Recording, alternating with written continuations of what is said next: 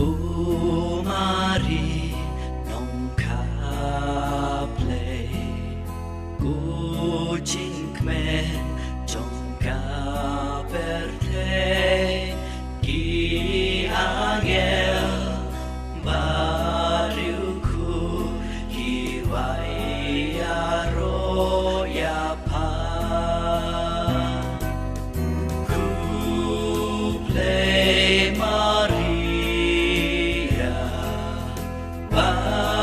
Badab jing ae Utrai kendra Udon batpa Lakirku yapa Te soti astatam Mi uno ben im jongi Te basbun badonna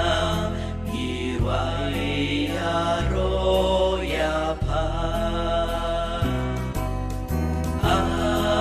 Ave Maria Gratia plena Dominus tecum benedicta tu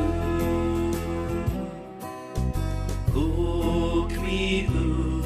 Jesu Christ qui vacrau jongkabala viva in bapela nirwai aro yapa Kuple Maria Badab jing ae Utrai kendra Udon batpa Lakirku yapa Simbala unklempo Nong yara jongki Krista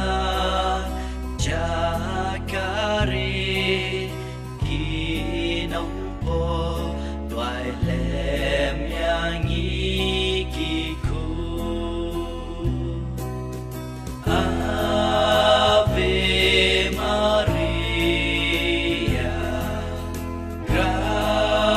Gratia plena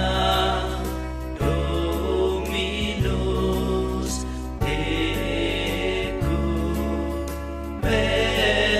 benedicta tu Ni Petri